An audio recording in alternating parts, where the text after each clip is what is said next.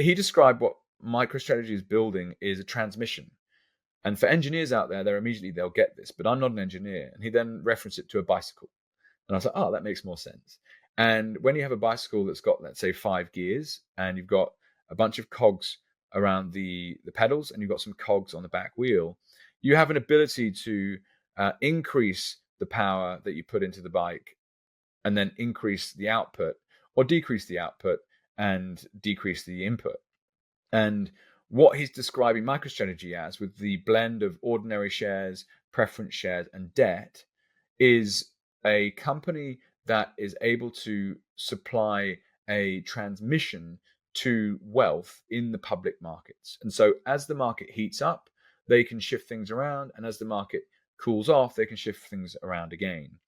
And that's an extraordinarily simplified version of what Saylor's actually doing. Again, like, what a guy, right? Are you going to bet against Michael Saylor? 30 years of managing his own founder-led business. Like, to be able to sit alongside a master financial engineer like that as a retail investor is an incredible opportunity. And that would be the one business I'm looking at probably the most closely. But what Preston highlights, and what I hadn't previously understood, is maybe the Bitcoin Treasury companies aren't actually an out-and-out speculative play for capital growth over and above Bitcoin. Maybe they're a cash flow play. And he highlights, it's like, it's all about the bond market. I'm like, what's this guy talking about? And essentially, the boomers, they want to retire. And let's say they've got a net worth of $1 million. Well, you give that to the US government on a 5-year or a 10-year or a 30-year yield, you're making a couple of percent. So what? So your $1 million is going to give you 10 grand a year, 20 grand a year. That's going nowhere. Whereas MicroStrategy is pumping out 7-8%. So that becomes a lot more interesting from an income play, because the dividends are so attractive. And there's different forms of MicroStrategy, right? Spend a bit of time figuring out, okay, do you want preference shares, or do you want to own debt, or do you want to own the equity itself? The ordinary shares, or common shares, they might be called. So that there's more complexity here. This episode is not about diving into MicroStrategy as an out-and-out discussion. Maybe I can save that for later. If you're interested, let me know and I can run through it. But the point here is to rejig my thinking. It's like, maybe this isn't a moonshot play. Maybe this is a cash flow play. And then, going back to Mark's report, what they highlight is the addressable market for bonds, $300 trillion, right? And it's like, okay, the fixed income markets are absolutely ripe for disruption, because we know that owning these products is not beating real inflation.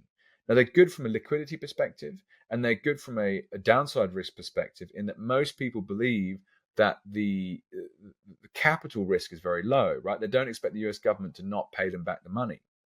Now, they won't not pay them back because they can print their money. But the question is, what are those things actually worth in real purchasing power terms in 20 years' time, in 30 years' time? Well, my bet is that they are pummeled, absolutely pummeled.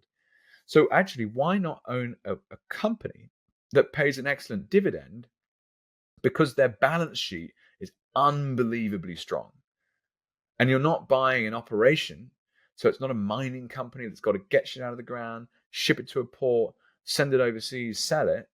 It's literally holding Bitcoin and then using financial engineering, which is available to public companies and public offices, such as convertible loans, such as ordinary shares and preference shares. And it's like, wow, this is actually a very different play.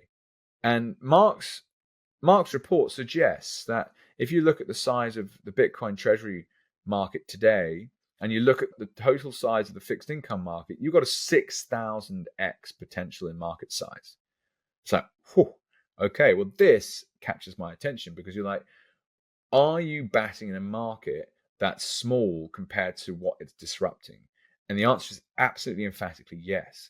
And if that's the case, then you can jump on board something with an excellent tailwind, because the market's massive, and that gives people the opportunity to get it wrong a bunch of times. But still, it's like, actually what you're competing against here isn't necessarily other Bitcoin Treasury companies, it's fixed income products. And what are they paying? So, okay, well, there's a value of the loan itself, of course, underneath it all, but then what's the yield? And those yields, well, they're crap compared to the dividend that something like a MicroStrategy is actually able to play. Yeah, whoa, okay. So for me, this is a big learning. maybe I've been thinking about this all wrong. Now, I'm still very concerned about how do these things perform on the way up versus the way down. And that remains to be seen, right? Maybe we hit an all-time high towards the end of this year, and then we're going to crunch back down, I'm pretty sure, for kind of 12 to 18 months or so until the next rally. My entry point is likely to be at the bottom of the next bear. I think that makes the most sense. Like, watch and wait and see what happens. Like, how do these equities actually perform? Who is, to again discuss investing in lines, not dots, who's really making progress? Who's truly figured out what these things actually are? And of course, with that 7-metric framework, you already have an excellent position on what's going on, because it will filter out a lot of companies. Like, I've got a list on my trading view of companies that have announced their Bitcoin Treasury strategy. You can go to the website bitcointreasuries.net, I think it is. There's lots of businesses out there that have Bitcoin on the balance sheet now, but which ones are Bitcoin companies and which ones are like, ooh, buy my equity because I've got a little bit of Bitcoin? What's happening is maybe I'm going to have to shift from this speculation lens to actually cash flow. And the boomers out there that are thinking about how to allocate their retirement, well, they're definitely looking for cash flow. And so maybe these Bitcoin treasury companies are teeing themselves up to hammer into that market. And I think that could well be a good bet.